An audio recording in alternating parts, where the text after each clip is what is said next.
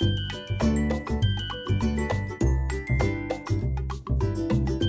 Friends, welcome back to my channel Vanita's kitchen. आज मैं आपके लिए लेकर आई हूँ 100% एक्स्ट्रा वर्जिन कोकोनट ऑयल। जब हम मार्केट से कोकोनट ऑयल लाते हैं तो उसकी श्योरिटी नहीं रहती कि वो प्योर है या नहीं है। आज मैं इस वीडियो में आपको बताऊंगी कि आसान तरीके से कोकोनट ऑयल कैसे निकाला जाता है। इस वीडियो में मैं आपको बताऊंगी कि कोकोनट मिल्क, डेसिकेटेड कोकोनट और एक्स्ट्रा वर्जिन कोकोनट ऑयल कैसे बनाया जाता है। तो इसके लिए वीडियो को पूरा ज़रूर देखिए और पसंद आए तो वीडियो को लाइक और शेयर करना बिल्कुल भी ना भूलिए। तो चलिए इसे बनाना स्टार्ट करते हैं।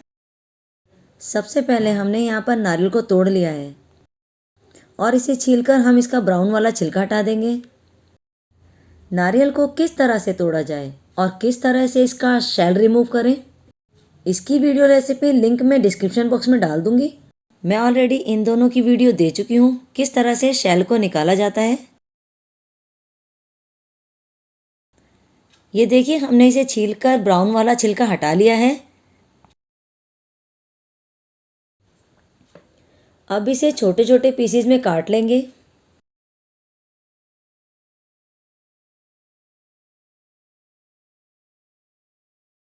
ये देखिए, हमने नारियल को छोटे छोटे पीसेस में काट लिया है। अब हम चलते हैं नेक्स्ट प्रोसेस की तरफ। अब हम एक मिक्सिंग जार लेंगे, इसमें नारियल के टुकड़ों को डालेंगे। हम इसे बैचेस में ग्राइंड करेंगे।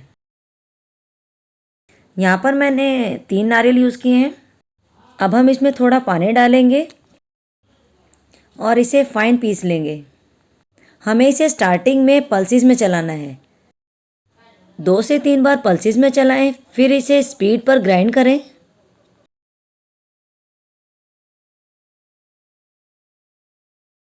ये देखिए, हमने नारियल को ग्राइंड कर लिया है।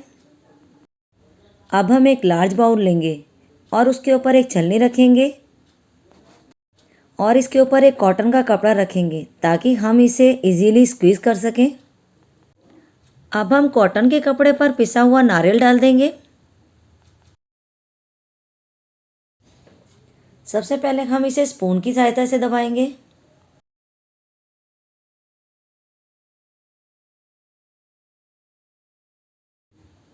अब हम कपड़े को इस तरीके से पकड़ेंगे और इसे अच्छी तरह से दबाते हुए छान लेंगे। ऐसा करने से नारियल का दूध इकट्ठा हो जाएगा और इस मेथड को फॉलो करके आप आसानी से घर पर ही नारियल का दूध तैयार कर सकते हैं। इस बचे हुए हिस्से को किसी बर्तन में डाल देंगे। इसका यूज़ कैसे करना है मैं आपको बाद में बताऊंगी। अब हम बचे हुए नारियल को भी ग्राइंडर में डालकर फाइन पीस लेंगे। ये देखिए, हमने इसे पीस लिया है और अब हम इसे कपड़े पर डालकर स्क्वीज कर लेंगे।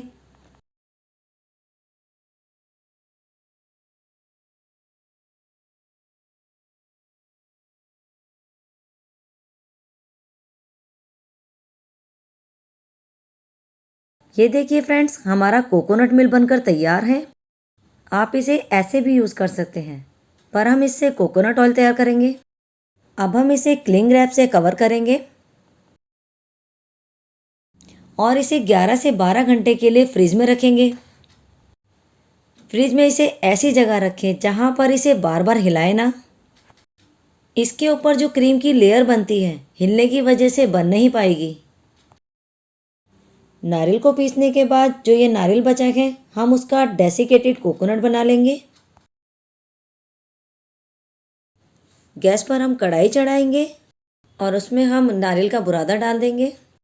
हम इसे लो फ्लेम पर लगातार चलाते हुए पकाएंगे ताकि इसमें जो थोड़ा बहुत पानी है या मॉइस्चर है वो ख़त्म हो जाए। आप चाहे तो इसे धूप भी दिखा सकते हैं। प्लास्टिक शीट पर इसे बिछा लें और ये धूप में इजीली सूख जाएगा। हमें इसे लो फ्लेम पर ही भूनना है। इसे जब तक भूनना है जब तक ये ड्राई ना दिखने लगे। जब आप इस तरीके से डेसिकेटेड कोकोनट बनाना सीख जाएंगे तब आपको मार्केट से लाने की ज़रूरत नहीं पड़ेगी।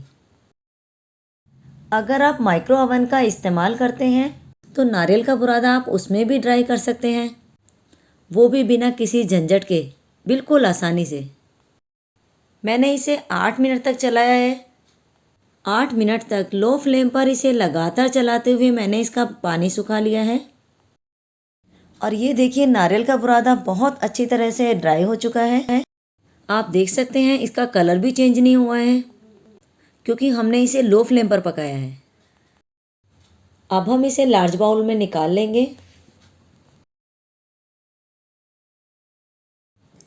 ये अभी गर्म है, इसे पूरी तरह से ठंडा कर लेंगे।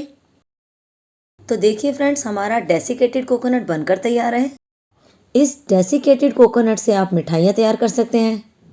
मार्केट से भी चीप रेट पर बनकर तैयार हो जाता है। इसकी रेसिपी मैं ऑलरेडी अपलोड कर चुकी हूँ, जिसका लिंक मैं डिस्क्रिप्शन बॉक्स में डाल दूंगी। 12 घंटे हो चुके हैं। अब हम कोकोनट मिल्क का बाउल फ्रिज में से निकाल लेंगे और इसके ऊपर से क्लिंग रैप हटा देंगे। ये देखिए क्रीम और पानी दोनों अलग हो गए हैं। ऊपर क्रीम की एक मोटी सी लेयर बन गई है। कोकोनट ऑयल बनाने के लिए मैंने यहाँ पर भारी तले का पैन यूज़ किया है। साउथ में कोकोनट ऑयल बनाने के लिए एक बर्तन का यूज़ किया जाता है जिसे उरली कहते हैं। वो वहाँ का एक ट्रेडिशनल बर्तन होता है। अब हम क्रीम की लेयर को निकाल लेंगे।